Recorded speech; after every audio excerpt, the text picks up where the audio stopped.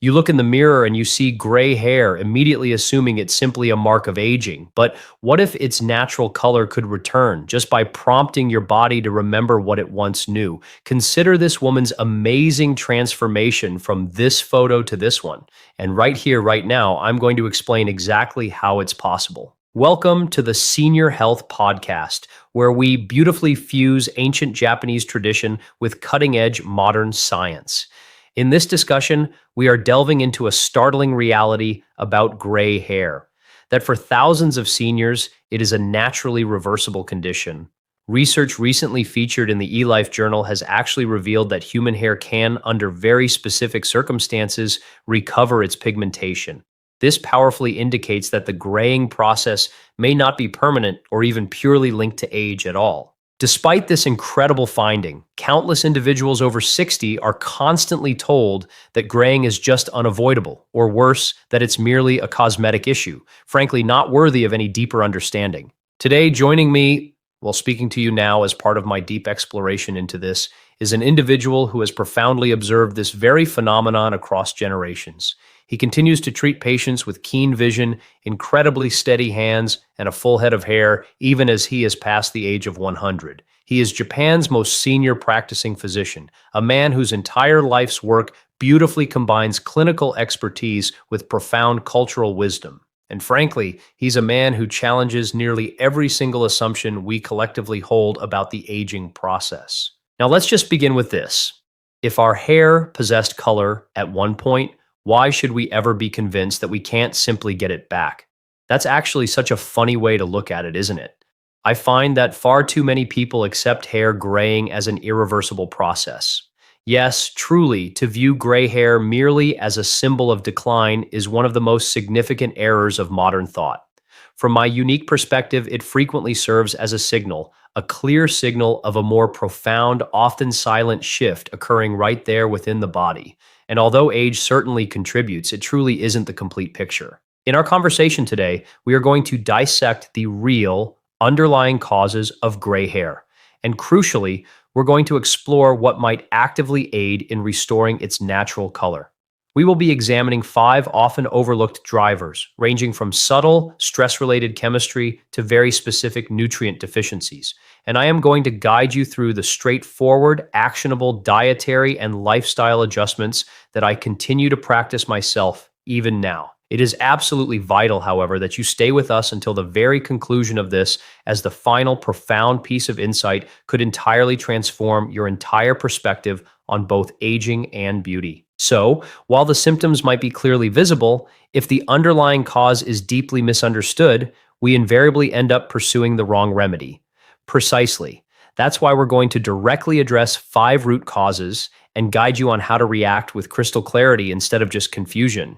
Because hair color, my friends, is not merely a matter of vanity. It's a powerful reflection of vitality. I still remember when I was a young intern, I treated a woman in her late 60s. She presented initially with joint pain, but her real underlying concern was actually her hair. She explained that it had literally turned gray almost instantly right after her beloved husband had passed away. I can still picture her with a kind of quiet shame tucking it behind her ear, as if it signified that she had let herself go. And I will always, always remember her asking me, her voice filled with hope, "Do you think it will ever come back?" She was referring not just to the color itself, but to that vital part of her that still felt truly alive. That interaction has profoundly stayed with me. You see, the body has a miraculous way of expressing what the heart is sometimes unable to. And at times, our hair bravely tells the story that the soul is still silently processing. So let's truly start where the common understanding almost always goes wrong. Is gray hair really and truly the result of just simply missing nutrients? Or is that just a convenient guess? Well, nutrients certainly are important, but definitively not in the simplistic way that is commonly believed. You see, the body doesn't just exhaust its supply of vitamins like a vehicle simply running out of fuel. Rather, it quite often encounters genuine difficulty processing them, absorbing them effectively, or distributing them to precisely where they're required. And when this fundamental system begins to fail, hair color is very frequently the initial indicator, not the ultimate problem. So it's not just a simplistic matter of consuming more, it's profoundly about understanding why the body is quite often unable to utilize what it already has. Exactly. I've encountered countless patients whose supplement shelves are practically bursting, yet they strangely lack genuine vitality. That's because if your digestion is already compromised or your stress hormones are constantly elevated, those essential nutrients remain effectively locked away, unutilized, and entirely ineffective. The blood is fundamentally responsible for their transport, and the individual cells must be able to properly receive them. And crucially, this reception process undergoes changes as we naturally age. Yes, past the age of 60, your cells don't just require nutrients, they genuinely require clarity. A body in a state of confusion will simply not make pigmentation a priority. Now, that specific insight really strikes a chord with me because most seniors I speak with are trying their absolute best. They're eating healthier and consciously moving more, but they still see the gray stubbornly spreading as if all their efforts are futile. And I can only imagine how truly demoralizing that must feel. So let's really approach this correctly, starting with the true, often overlooked causes that could genuinely be depleting your hair color and actively hindering its restoration. Let's begin with the very first root cause: chronic stress. Most people are well aware of stress's damaging impact on the heart, digestion, and even sleep, but very few truly grasp its profound effect on your hair.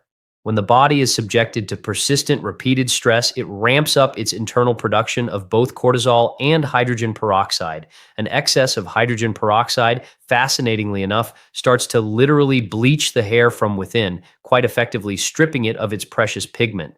That's absolutely incredible, isn't it? I'm saying the body is effectively bleaching its own hair. And it's not a rare occurrence by any means. I have personally witnessed it following periods of intense grief, after major surgery, and even, interestingly, during retirement. These are often times when one's fundamental identity is in flux and the nervous system truly struggles to rebalance. I've had patients come in and genuinely claim they feel fine, yet their hair tells an entirely different story. And now I'm deeply realizing how many of them were likely harboring stress they hadn't even consciously named, because the body invariably identifies it for them. The adrenal glands, those tiny organs located just atop the kidneys, do far more than simply react to emergencies. They meticulously monitor everything: pressure, emotion, and even suppress tension. Prolonged activation causes them to release a complex chemical cocktail that includes not just cortisol, but also very specific enzymes that actively interfere with pigment production. In Japan, we precisely refer to this as silent fire, the type of stress that smolders subtly rather than overtly shouting. Over time, that smoldering fire profoundly alters the very behavior of your melanocytes, those amazing cells that create pigment. And if they are disrupted for an extended period, they can slow down, cease functioning entirely, or may even completely die. So you see, stress is not just an emotional state. It's a powerful biological, chemical, visible, and most importantly, reversible process. But it's only reversible if we truly approach it from the inside out. The nervous system fundamentally needs to feel secure again. I truly appreciate that powerful sentiment because safety isn't something that can be swallowed like a pill. It's actively created through your daily rhythm, through your breath, through your thoughtful meals, and through your dedicated rest. Now that we've comprehensively covered stress as a primary root cause, what would you specifically identify as the second factor that quietly leads your hair to turn gray? The second cause we need to meticulously address is oxidative damage, specifically the insidious way your body handles free radicals after the age of 60. In a younger person, the body possesses a remarkable buffer, robust antioxidant systems that beautifully neutralize these damaging molecules before they can cause any significant disruption. However, after 60, those very defenses naturally diminish, a situation often profoundly worsened by consuming highly processed foods, leading a predominantly indoor lifestyle, or chronic exposure to pollution or various medications.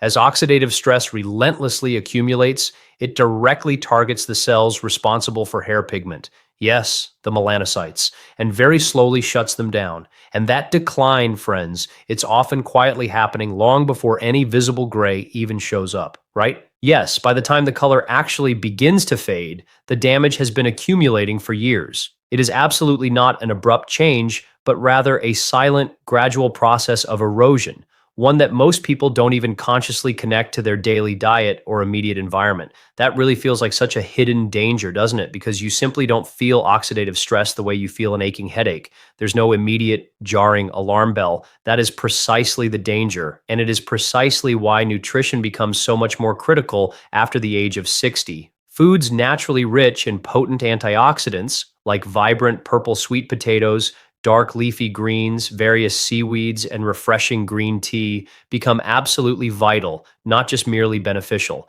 They aren't just healthy extras, they are, in fact, the fundamental raw materials your body absolutely requires for its very own self repair. Without them, the mitochondria, those powerful energy centers of your cells, begin to quite literally misfire. And when those tiny engines stall, pigment production is often one of the initial systems to go offline.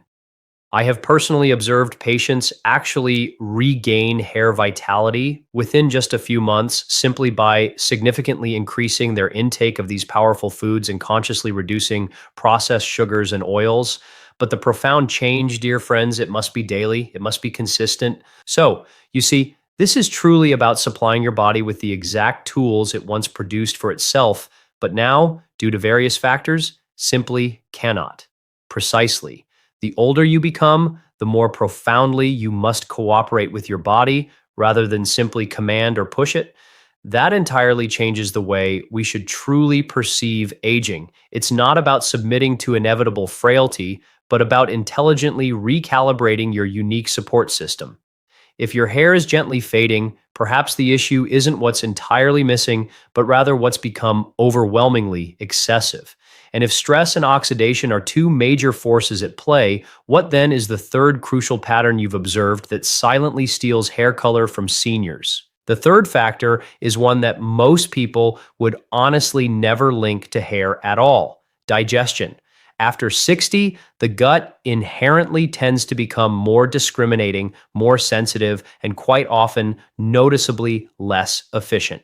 If your microbiome is out of natural balance, and if you're truly not properly absorbing vital trace minerals like copper and zinc, then even the most nutritionally robust meals can unfortunately fall short. And when those essential building blocks are missing, melanin production inexorably slows, not because you aren't consuming enough food, but rather because your body simply cannot effectively utilize what's physically there. That insight brings to mind a particular patient of mine who meticulously consumed all the right foods, vibrant, vegetable rich plates, an abundance of fresh produce, yet strangely still exhibited clear signs of deficiency. We later discovered he suffered from long term gut inflammation that was directly impeding his nutrient absorption.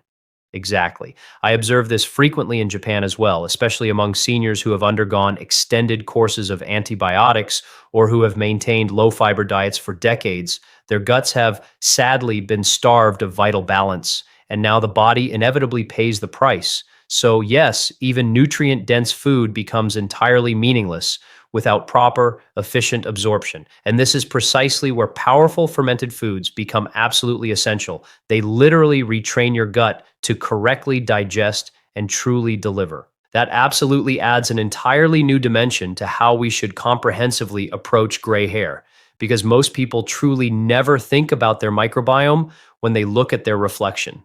But what I am passionately advocating is that the vibrant health of your gut is profoundly reflected in the vibrant health of your hair. And now that we've powerfully touched upon stress, oxidation, and digestion, is there one more truly hidden trigger that seniors especially need to be vigilant about? The fourth silent trigger is quite often a mineral imbalance, with a specific, crucial focus on copper. Most people initially link copper to wiring or common cookware, but biologically, it is absolutely critical for actively activating the tyrosinase enzyme, which is singularly responsible for producing melanin. Without sufficient copper, even if your body deeply wants to make pigment, it quite literally cannot complete the vital process. And importantly, after 60, copper absorption naturally declines, a condition often further worsened by calcium-heavy diets or existing unbalanced supplementation. That's genuinely something I rarely hear discussed in mainstream medicine. Zinc almost always gets all the attention, but copper seems to be quietly essential here. Yes, and the precise balance between zinc and copper matters profoundly. Too much zinc can actually suppress copper levels even further. I've actually had patients meticulously taking immune boosting zinc every single day who were unknowingly accelerating their hair graying. So, you see, it's not just what you take, it's critically how it interacts. That's right. Every single mineral you add fundamentally affects the rest. That's such an incredibly important warning because I think a lot of seniors are diligently doing what they truly believe is healthy, adding zinc, meticulously cutting meat, eating light, but they honestly don't realize they're actually pulling away vital key minerals like copper. And now that we've extensively covered the four major blockers stress, oxidation, digestion, and minerals perhaps it's truly time to shift gears. If those are the powerful barriers, what then are the real active builders? What are the profound habits or crucial nutrients that can genuinely help bring that beautiful color back? Let's start fundamentally with the absolute foundations, because truly reversing gray hair isn't about doing one thing perfectly. It's powerfully about consistently doing many small things. The very first foundational element is fermented food. Things like natto, miso, tempeh, these are the essential daily tools I personally give my older patients to actively repair the gut and completely restore crucial mineral absorption. They don't just simply improve digestion, they actually help actively activate those vital trace elements like copper and zinc, which are, as we've discussed, absolutely vital for vibrant hair pigmentation. Without a fundamentally strong gut, no pigment strategy, no matter how clever, will ultimately last. Now, that's genuinely something most people profoundly overlook. They'll readily change their shampoo long before they'll even consider changing their breakfast. But what I'm emphasizing is that the gut definitively sets the entire stage for everything else, correct? And once that critical foundation is addressed, we seamlessly move to the second powerful tool, mushrooms. Varieties like shiitake and maitake, even common button mushrooms, actually contain the essential enzyme tyrosinase, the very compound your body vitally needs to spark melanin production. Eaten regularly, they truly act like an ignition switch for the hair's own pigment process. That directly ties back to the copper conversation we just had. Tyrosinase won't function effectively without it. So, mushrooms actively support the enzyme directly, and the healthy gut meticulously helps deliver the critical minerals needed to truly activate it. Exactly. And this, dear friends, is why we profoundly do not treat these powerful ingredients as mere trends. They are truly medicine, deeply passed down through countless generations of tradition. I absolutely love that profound approach because it fundamentally gives people something active to add, not just merely things to remove. So, what then is the third essential habit you wholeheartedly recommend? Sunlight. Not extreme, harsh sun exposure, but rather soft, incredibly consistent exposure, especially early morning light. It's absolutely essential for meticulously regulating your circadian rhythm, which in turn elegantly controls your hormone balance and your intricate stress chemistry. And as that profound stress naturally drops, pigment pathways frequently stabilize. That's incredibly powerful. We primarily think of sunlight as purely a skin issue, but what I'm revealing is that it actively speaks to your entire holistic hormonal system. Yes, particularly the hypothalamus and those crucial adrenal glands, which significantly influence hydrogen peroxide levels. When those incredibly vital systems calm down, the internal bleaching often stops. So, in a truly remarkable way, morning light is like gently sending your body a profound message. You are safe. You can restore now. Exactly. And the fourth vital habit is something I personally practice without fail every single evening: a deeply mineral rich broth. This could be a wonderfully nourishing seaweed broth known as kombu or a slowly, lovingly simmered chicken bone broth. These incredible broths actively restore lost minerals, effectively reduce inflammation, and gently yet profoundly support optimal blood flow to the scalp. I passionately recommend a small, comfortably warm cup about an hour before sleep. That's so wonderfully doable and profoundly calming, isn't it? It's truly like nutrition and ancient ritual beautifully wrapped together. That's exactly the idea. And finally, dear friends, breath. Deep, slow, belly based breathing, practiced mindfully before meals and just before sleep. This simple yet profound action effectively resets your nervous system and effortlessly pulls your entire body out of that debilitating fight or flight mode, which, as we've meticulously discussed, is truly one of the fastest ways to lose precious pigment. That perfectly reminds me of something I passionately tell my patients often. The body quite simply cannot heal when it's bracing for impact. Exactly. A truly calm body effortlessly digests, absorbs, and diligently repairs. A constantly stressed body sadly just merely survives. Everything I've said ties together so beautifully, doesn't it? From those foundational fermented foods to comforting broth, potent mushrooms to profound breath, it's genuinely not about discovering quick fixes, but rather about cultivating slow, consistent rhythms that meticulously rebuild what time may have naturally weakened. And this inevitably makes me ponder, what about genetics? For people who strongly say gray hair runs in my family, is there still genuine hope to actually slow or even reverse it? Well, genetics certainly do play a significant role, but they are absolutely not a fixed verdict. What truly runs in families is very often a powerful combination of shared habits, shared environments, and quite frequently, unexamined beliefs. I've had patients from families with generations of undeniably early graying who have incredibly managed to either slow or even quite astonishingly reverse it with precisely the right adjustments. So, yes, while your genes might well load the gun, it's unequivocally your lifestyle that quite literally pulls the trigger. That precise distinction matters profoundly because it wonderfully gives people back their own power. It truly does. And it powerfully reminds us that what we ultimately inherit is just merely a starting point. How we profoundly live, dear friends, absolutely determines what those genes actually do. That's a message so many seniors desperately need to hear, especially those who've tragically resigned themselves to decline because of a seemingly unalterable family history. Exactly. One of the most powerful shifts I continually observe is when a person profoundly stops asking, "Why is this happening to me?" and powerfully starts asking, "What is my body lovingly asking for?" That, dear friends, is the absolute beginning of true healing. And even if your gray hair doesn't fully return to its original deep black, what I consistently see over and over again is that people truly begin to glow differently. Their skin miraculously clears, their eyes beautifully brighten. They walk taller because they're no longer frantically fighting time. They're profoundly working with it. That's a truly beautiful way to look at aging, isn't it?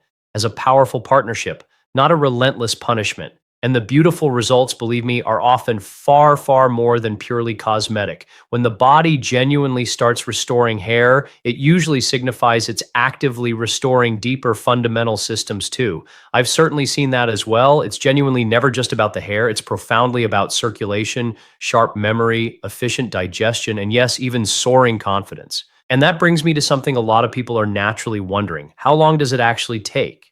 If someone were to start diligently making these empowering changes today, when might they genuinely start seeing tangible results?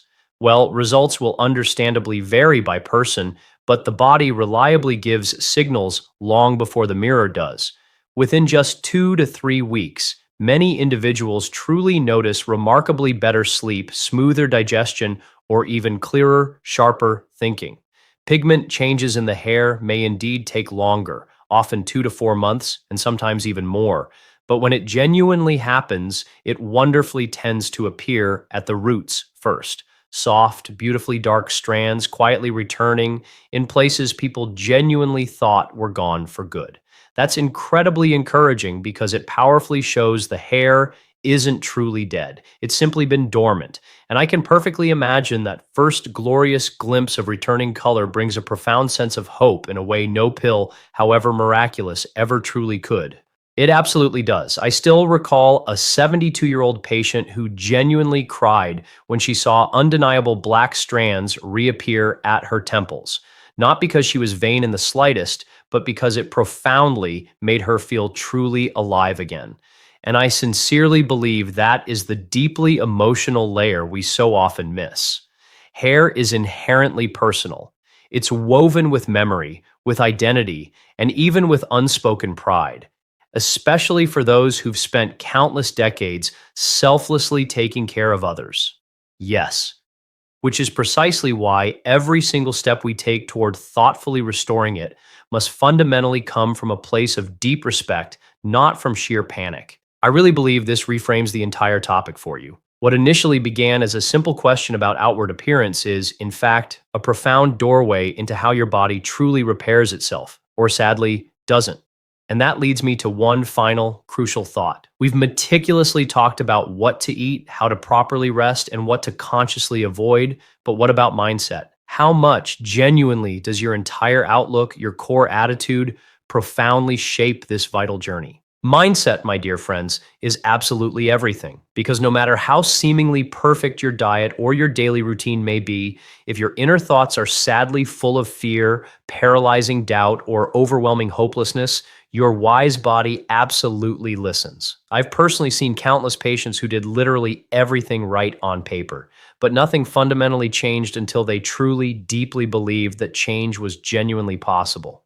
That belief system profoundly shifts chemistry. It bravely sends a clear signal to your nervous system that unequivocally says, we are safe enough to rebuild. I have strongly felt that too. Some people's hair dramatically turns gray after profound grief. Others magically regain color after intense joy. And no, it's not magic. It's pure, beautiful biology responding profoundly to powerful emotion. Yes, joy is potent medicine. Hope is a chemical reaction.